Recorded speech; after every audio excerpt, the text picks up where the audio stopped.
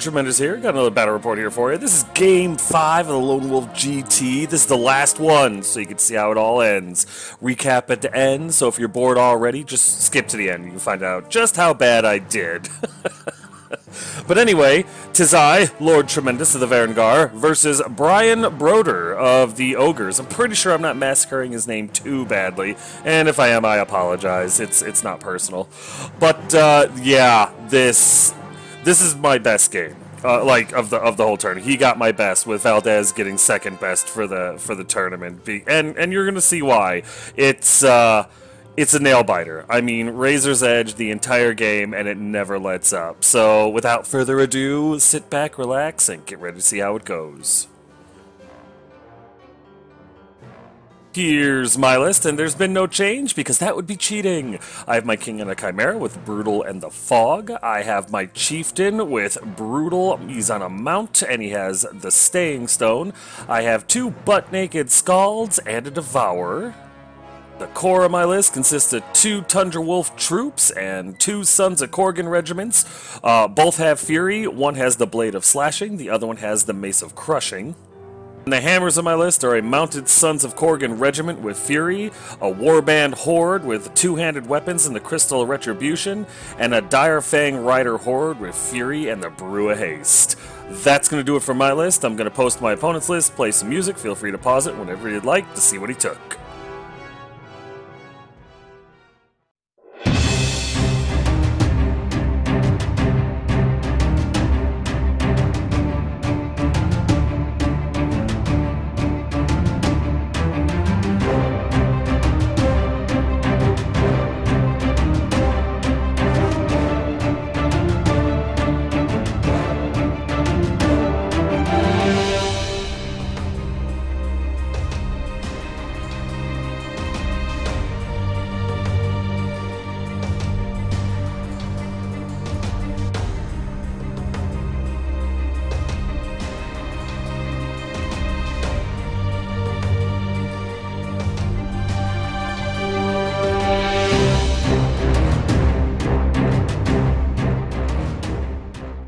The scenario for this one was Six Flags over Texas. There are 6 zones, 2 by 2 foot, on the battlefield. The army that basically controls those gets scoring points, gets battle points for it. The most scoring points per zone calculated controls that zone. Each zone controlled awards for scoring points. Both players are awarded 1 scoring point for contested zones. And the strategic objectives there are +2 for controlling the center zone to your opponent's side, +1 for controlling the center zone on your side, and +1 for if your opponent does not control any zones on your side of the table. So basically, it's all about table control at the end of the game, which means if your opponent doesn't have any models left, they can't control any zones. So I immediately forget about the scenario because I'm awesome. Here's deployment. So I have some experience with ogres, so I kind of knew what I was going up against. He was using the Hell on Wheels formation. He had a couple of units of chariots, more than I was used to seeing, obviously. But he had a huge mass of angry ogres. So I was a little nervous about running into them. Plus, with 2 giants, they're high nerve checks. I knew I was going to have to hit them hard and fast in order to get in there.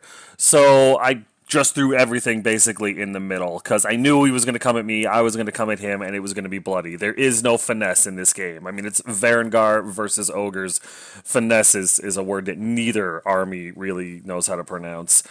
It's a little hard to see, but on the far left flank, I have my chieftain, my mounted chieftain, and his job is her job is going to be to shoot down the left flank and slam into that regiment of ogres and just hold them there. Just stop them from doing anything for as long as they can. I don't know how well she's going to do, but the longer she holds him, the better I have to just decimate everything in here and not get flanked by a regiment of chariots.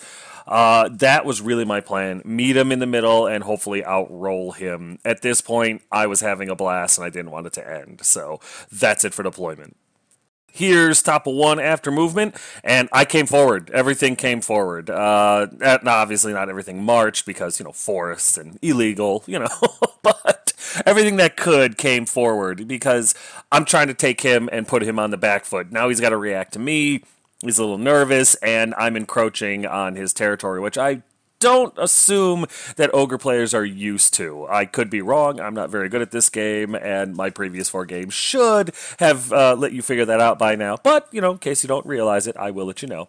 The only thing that I did that I thought was a little deceptive was, if you look at the left side there, I have my chieftain kind of moved up, and I did that on purpose for 2 reasons. One, I need to get that charge off on the chariots, and we both, I think, are speed 8, so I'm not going to be able to just outmaneuver him. So what I'm trying to do is I'm trying to hide my tiny little cavalry character behind the terrain so that my opponent's line of sight doesn't see it, and then I can get the charge, because hopefully he doesn't spot it. Because, in all fairness, there's a ton of stuff happening in the middle of the table. So that's why he's there. Let's see how it works out, and that is going to be it for my turn. I don't really do shooting or anything like that, so here's the bottom of 1 after movement, and his ogres stay in formation and come forward, basically holding that line. They all come up about 6 inches or so. His rooster goblin riders on flea bags come forward to bait, just like my dogs are doing. And on the left flank there, it works. He does not see my chieftain. So he brings the chariots up, and I'm a little excited there. Not that I think 5 attacks is going to do anything other than just hold them off for a minute, but that gives me a chance to make my move, I guess, and I'm going to take it. And that is it for his movement and his turn. He plays a one-dimensional army just like me, and I respect the hell out of that. Here's top of 2 after movement, and I don't have any other choice. I'm going in, and I'm going in crazy. Left side, Chieftain Elizabeth goes into the chariots, and my opponent goes, "Oh, I didn't even see her." I was like, "Yeah, I'm a jerk. That's kind of my hope." And he was like, "No, that was good." He was cool about it. He was like, "No, that was really smart." And so I slam into there, and we're going to see what 5 wounds can do. I see an opportunity, so I send my King and a Chimera into his other chariots, and I'm really hoping that with 10 attacks, 3s, re-roll, and 1s, I'm able to do enough damage to this unit that I can get 8 to 10 wounds through on him, and maybe waver him, or even break him. That would be hot. In order to back up that play, I fire my Sons of Korgan forward 10 full inches. I'm trying to block his countercharge, and I think I did a pretty good job. The Mounted Sons and the Scald move up to support countercharges. The Tundra-Wolves charge the Roosters in the middle, and then my Warband charges his other Roosters in the flank, because I don't care if he charges my Warband. I want him to charge my Warband. I want him to blow it up, and that way they can blow him up, and my countercharging Direfang and Sons of Korgan can finish off the units. So that would be ideal. My Devourer, I think, charges his Giant just over the side of the hill. He was on the hill so I could see him, and everything else just kind of moves up to countercharge, and that's it for my movement. Big charge or movement phase for me. Being a one-dimensional army, we go straight into combat, and Elizabeth, unfortunately, is only able to slip 2 wounds through onto the chariots. Coulda really used at least 3, but you know what? At least it was 1. So 2 will do. 2 will do. I'm not able to do anything to him with just 2 wounds, so I back off an inch, and now I get to see just how tough this unit really is. My King and a Chimera is able to put 8 wounds through on the regiment of chariots that he ran into, which is really, really good. And it is just enough to waver them. You can actually see the token underneath my dragon. I don't know why it's there. But yes, so the chariot unit is wavered. That's huge. So if I can just keep up that momentum, I might be able to take out his left center there, and that would be a huge advantage. So it turns out my Tundra-Wolves are natural hunters of the Rooster Teeth Squadron and do 6 wounds to them out of 10. They're not that great at fighting. They got a lot of attacks. I really like the unit, but 6 wounds. I was very happy. That is actually enough to break that unit. They rout, and then my dogs move forward a couple of inches. I don't have a picture to show that, and I apologize. Over here, granted I'm hindered, and I needed 5s to hit, but this was about awful with my rolling. I only do 10 wounds to these guys. Now, yes, that should be more than enough to finish them off, but really, really bad rolling. Thankfully, they were just goblin bigots, so they broke, and then I changed direction to look at the ogres, daring them to charge me. I've taken care of his chaff, so that's huge. Now he's got to fight me, but he's ogres. That's kind of his plan. Shit. And then the last combat, I believe, my Devourer attacks his giant and does 4 wounds to him. Not terrible, but Yeah, the Devourer's just been a little bit lackluster. I know, I probably expect too much out of him, but, you know, I am a demanding master. The giant kind of chuckles, the Devourer backs off an inch, and we go to my opponent's turn. So here's bottom of 2, and if anybody thought that he was on the back foot before this turn, like I did, you're wrong. You're very wrong. My opponent's very good at this game. So, to prove that, on the left flank there, his chariots obviously countercharge my chieftain, and that was expected. But in the center left there, that's what really caught my attention. His chariots who are wavered can back up. So they do. They back up half their movement, and then his character on a chariot is able to flank charge my dragon. I didn't even see that. Didn't even see that coming. Very intelligent move. A unit of his ogres goes after the dogs and is going to smush them flat. Another unit of his ogres, I believe the siege breakers maybe, go into the warband, and that's great. I want that. His giant countercharges my devourer, possibly with the Grakamak guy with him. I can't remember. And the rest of his stuff just kind of moves around, getting ready to countercharge and spread out, inspiring. That is it for his movement. And it was a hell of a counter movement phase. So we jump right into combat because, like I said, we don't really do the pansy phase. And he's able to attack my Devourer for 8 wounds. And yes, Grakamak and his Giant are both in there. So, not terrible. I think the Devourer really hung in there considering the amount of attacks he just weathered. The attacks do waver him, but he's not out of this fight yet. And now he's got to devote another round of combat into this. So I guess that's good. I'm holding up a couple of his units with one of mine, but my Devourer's definitely gone. But he's not out yet, so positive thoughts. In this combat, his Ogre Warriors, apparently these are the most MVP Ogres you've ever seen. They hit and wound 14 out of 18 times. I was not expecting that. My opponent wasn't expecting that. God himself wasn't expecting that. So 14 wounds on my powder keg unit. I was expecting at most 9. That hurts. That hurts a lot. I get ridiculously lucky here, though. His hot dice rolling cools off just enough that I pass my nerve check. He doesn't even so much as waver them. They're disordered, but who cares? They're going to countercharge and hopefully do 4 wounds to this unit before they explode. We'll see. Just to show how well his ogres just attacked, his Siegebreaker unit attacks my Tundra Wolf unit and is only able to do 12 wounds. Only 12! And yeah, I mean, don't get me wrong, that's going to be enough, but just to show the difference there, that's insane. Most of my Tundra Wolves end up inside the gullet of his Siegebreakers. The rest of them are all kind of like smeared on the floor and on their shields. So the Tundra Wolves did their job, but damn, that couldn't have been a good way to go. In this fight, with his flank charge, just beautiful flank charge into my dragon, or my chimera anyway, he does 8 wounds. Double the attacks, because, yeah, neither of us are individuals, and he does 8 wounds. I should be okay. He needs a 10 to waver me, and I think a 12 to break me. And he does it. He ends up wavering my dragon. He rolls a 10. I'm sorry, he rolled a 10, and I can't make him re-roll that, so yeah. Yeah, he wavered my king and a chimera, and that really sucks, because next turn, both those units are probably going to charge him, and I'm screwed. You need more proof that my opponent's a tactical genius? Well, just take a look at this picture. He was able to get his other unit of ogres into the flank of my sons, thanks to everything moving out of the way. I did not see it at all, but totally legit, totally legal, and actually with room to spare. So he's able to do a crap ton of wounds to my sons, who I'm starting to see kind of wear panties underneath their armor, because they tend to break really easy. And they're gone.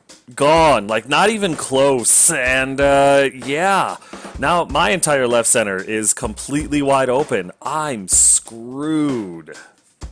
Against Elizabeth, his chariots are only able to do 5 wounds to her, which is actually an incredibly small amount, all things considered.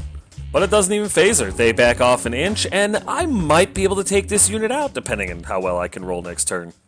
That brings us to top of 3 after movement, and I'm beat up pretty bad, but I'm not going to quit. So in comes my mounted sons into the flank of his character on a chariot.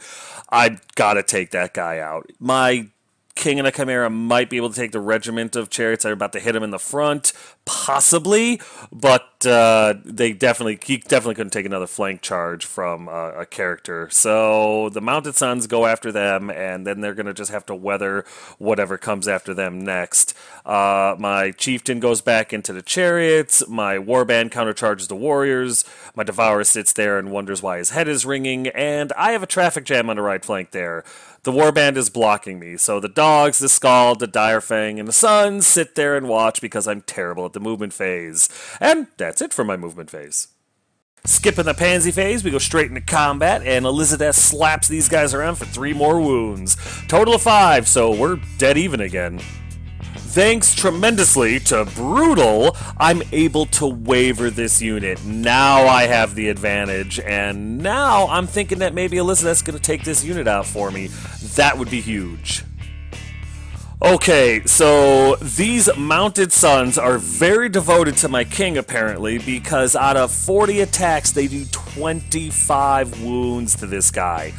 25 wounds. I don't think I've ever done that many wounds with one unit in my entire career of wargaming. So, very, very impressed with that roll.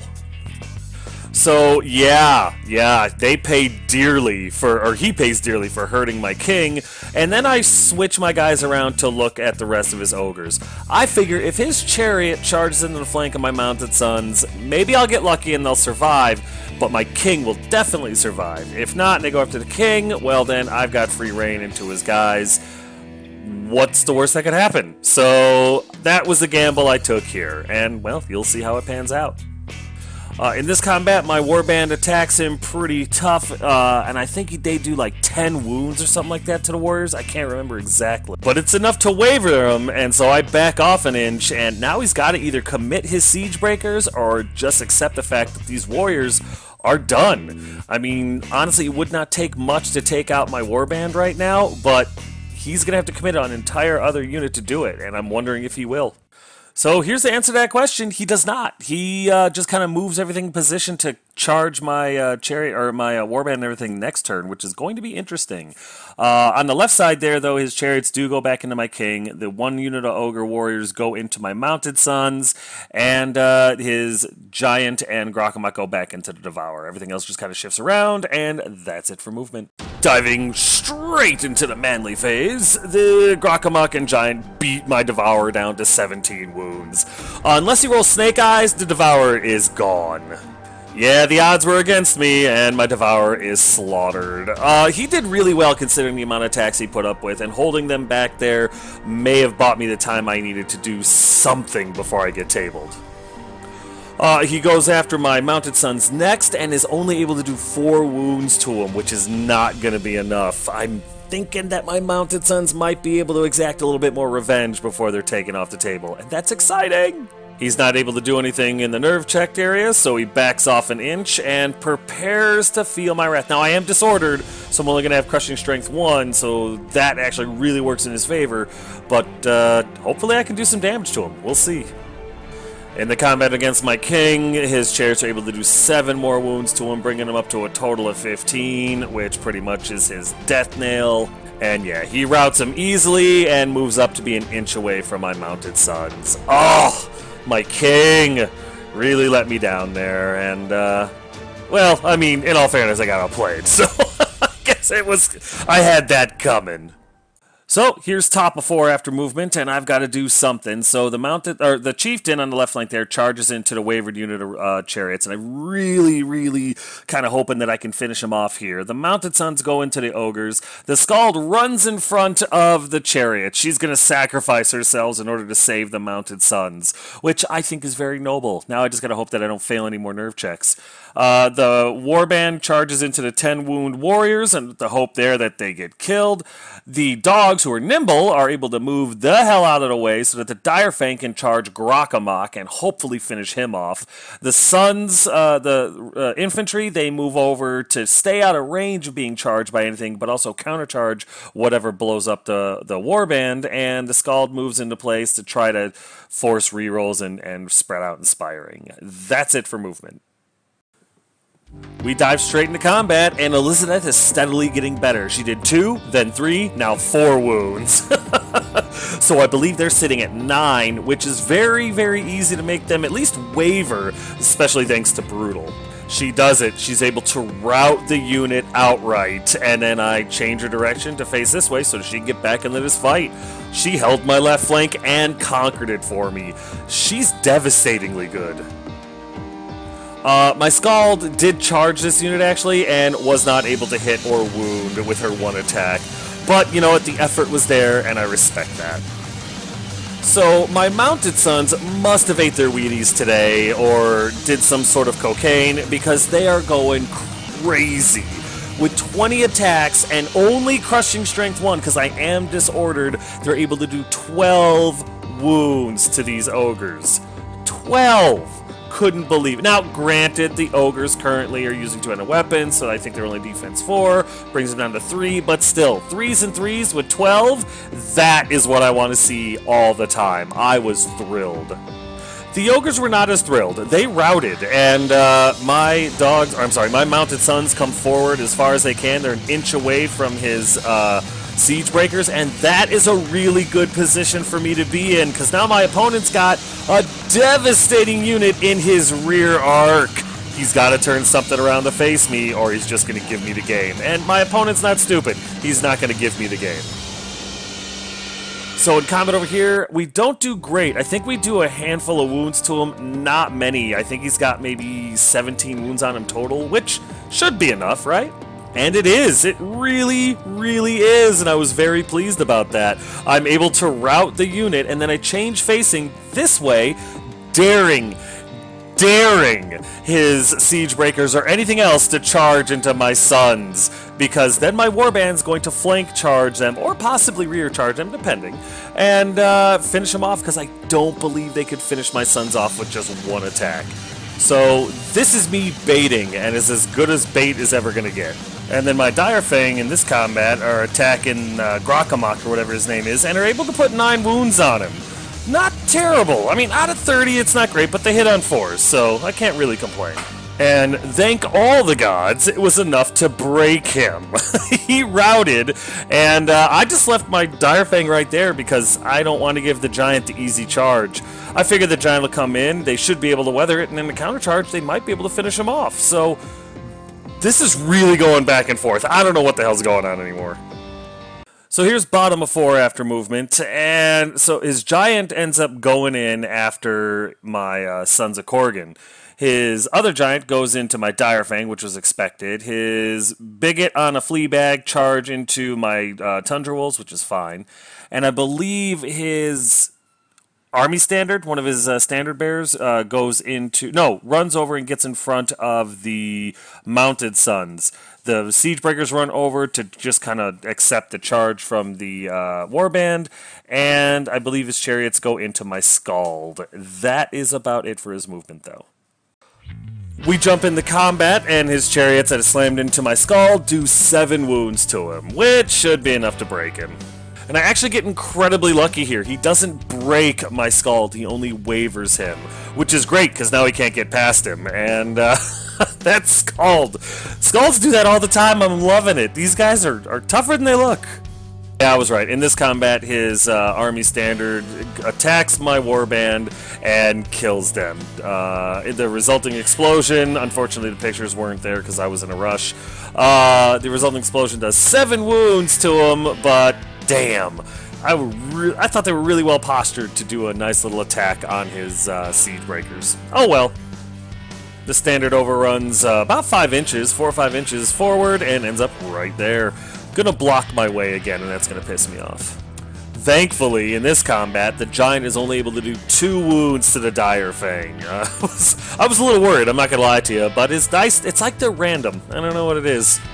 And in this combat, his bigot bounces off my dogs. He wasn't able to hit and wound them, so that's nice, and maybe they'll eat a goblin for lunch. I'm going to give them the opportunity.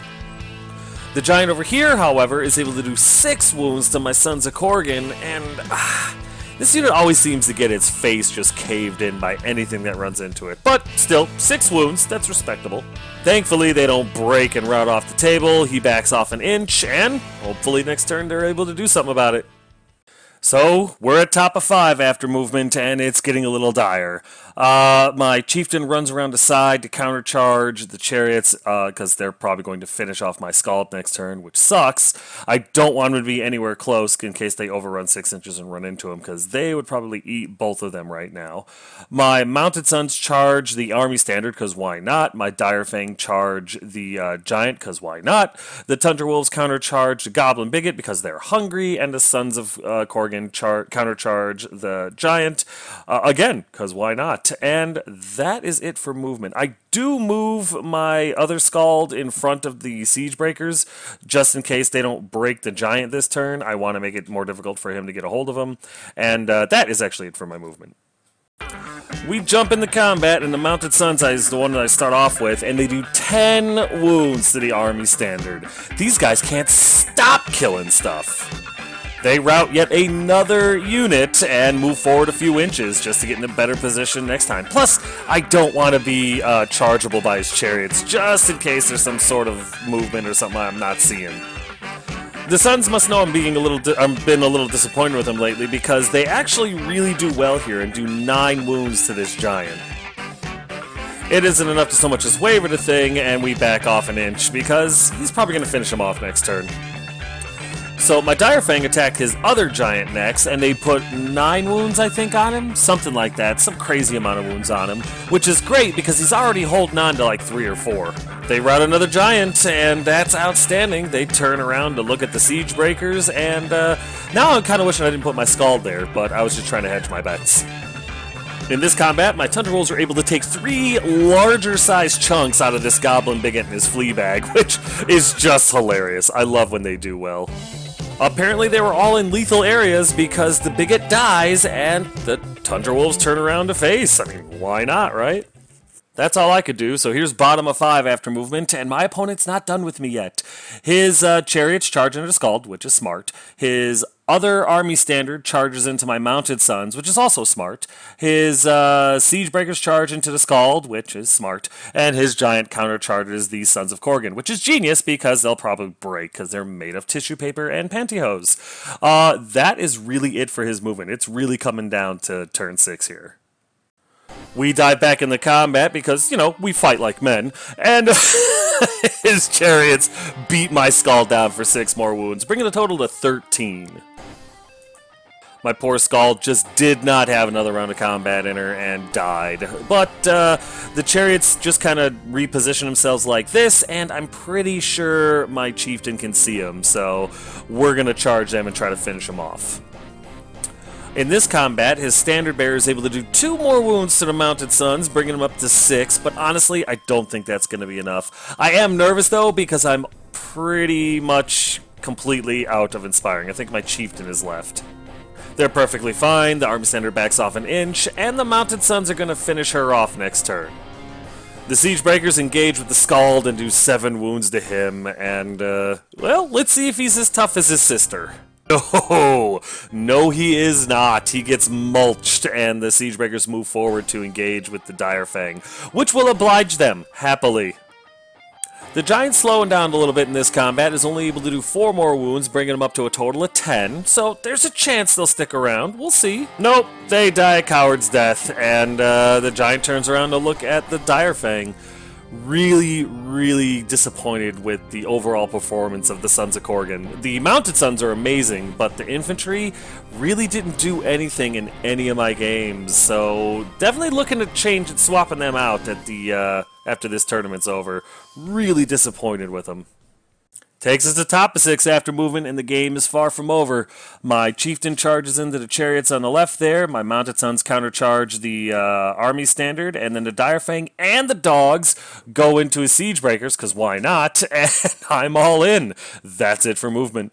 Elizabeth leads us off and does 4 wounds to this unit, bringing their total up to 12, because my king, before he was slaughtered, did 8 wounds to him. So, with Brutal, there's a very good chance I just broke this unit. And she sure did. Dropped them like the bad habit that they are. She flips around to turn to look in the middle of the board and tries to find out if she can kill any more chariots this turn. She's been kicking ass all tournament, and I'm very, very pleased with this unit.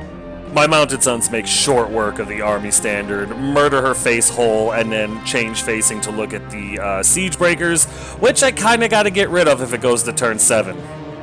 In this combat, the combined might of the Direfang and the dogs put 10 wounds on the siege breakers. Considering their defense 6 in the front, that's really, really good. Thanks to the missing inspiring and the incredibly lucky roll, the siege breakers die, and both the dogs and the Direfang turn to face the giant. This one's coming down to the scenario. So we go to bottom of 6, and after a little bit of deliberation, he thought about just firing back into my square there and securing the objectives, but he wanted to be able to kill off my dogs because they were actually in the way. You can kind of see the tokens measuring, or kind of indicating the borders of where the lines are. And so the dogs would currently be contesting that space, so he charges giant into the dogs. If he doesn't kill him, then he can't claim that corner, but if he does, then he's got the corner and he's got the points. So it really comes down to this combat. So yeah, that's it for his movement. We go right into combat because that's all we got left, and he does 7 wounds to the Tundra Wolves, which, let's be honest, that's going to be enough to break him. The dogs do rout, and I don't remember if he backs up or if he stays right where he's at, but bottom line is he's got that square now, and damn, well played. And then there it is. There's the end of the game. It does not go to turn 7, and what a brutal game. Like I told you in the beginning, this one was on that razor's edge the entire time, and in a second you get to see which way it tipped, because it's an objective-based game, and I don't have many objectives. So really, really good game, and I can't wait to show you the results. So this game is over. That's it, man. Game over, man. It's game over. So at the end of the game, each of us controlled, the only zones we controlled were the ones in our opponent's center. So we each got 4 points for controlling one zone, and then we each got the 2 scoring points for strategic objective for controlling the center of your opponent's side of the table. So we each got 4, each got 2, total of 6, 10-10 draw. Neither of us had any of the outside squares controlled because individuals can't control them. Neither of us, controlled the center zone on our side of the table, and neither of us did not control any zones or whatever it was. So yeah, it was a 6-6, and then after consulting the chart, 10-10 draw. This was an amazing, amazing game. The entire game, from turn 1 to turn 6, it was that razor's edge. And yeah, it was a perfect draw. What a wonderful way to end Lone Wolf GT 2018. So like I said in the beginning, this was the best game of the GT for me. Not that any of my games were bad, but this was the one that was just like, oh my god! So damn close all the way to the end, and for it to end in a draw is an amazing way to finish off a GT. Just to show the level of competitors that showed up to this GT, and how much fun it was. Neither of us gave up at all, no matter how the game was going, and it was brutal the entire game. This is how I wish all my games were. Just beating the crap out of each other until the end. Stupid amounts of fun. My mounted chieftain did amazing. Elizabeth is just terrifying. And my mounted sons right behind her, equally just eating through ogres this game. Couldn't believe it. Hell, the Direfang did really well. I wasted my Chimera, I did, I admit that, and I am ashamed. But I got outplayed, plain simple and to the point. and my Sacrificial Devourer. I'm thinking, I got some advice during one of the games to change him into a Cavern Dweller, and that was some great advice, and you'll see why in the next battle report. Well, the next battle report that I play with the Devourer, or the Cavern Dweller in it. And yes, I can't say enough good things about my Mounted Sons. They literally carried this game. The Direfang did their job too, which was the first time they've really done their job all tournament. But all in all, I was really happy with my cavalry. All of it. But yeah, I can't say enough good things about this guy. He was a fantastic opponent, and this was a fantastic game. Like, literally, this is the benchmark for any game that I play now, because it was that much fun, and the perfect way to end the GT. I was really happy. I would pay this guy to play me again. I would pay. But seriously, really enjoyed the game, and any chance for a rematch would be, I would jump at it. So my overall standings for this GT was I earned 42 battle points out of a possible 100, so I did not do well. My army wasn't finished painting and stuff like that, and I ended up getting 67th out of 75, so I'm making up the foundation here. I really did terrible, but I've never had so much fun at failure. Every opponent that I had was terrific. Every game that I played was amazing, and I missed going to the Lone Wolf. I really did. Mark Cox puts on a hell of a GT. You know, barring a flood or some divine intervention, I plan to be at the Lone Wolf GT 2019, the 2020, 2021, or until Mark Cox finally bans me, and let's hope he never figures that one out. Seriously though, if you get a chance, I mean, they had people from all over the world there. Mantic had people there, like people that write the rules and do the artwork and everything were there, and they won too. They took first. They kicked the crap out of everybody. Go figure. But yeah, really cool guys. They brought bread and stuff for people. Ah, I wanted bread. I want Mantic bread. Why isn't that for sale? But whatever, fine. But seriously, if you get a chance to go to the Lone Wolf GT, go. It's ran beautifully, it's a ton of fun, and everyone there is a blast to play against. You're not going to regret it, I swear. So, I hope you guys enjoyed this as much as I did, because, man, I can't wait to do it again. And that brings us to the conclusion of this battle report and the Lone Wolf GT 2018. As always, if you have any questions, comments, concerns, or complaints, feel free to put them in the comment section below, and I will get back to you as quick as I can. But as always, guys, thanks.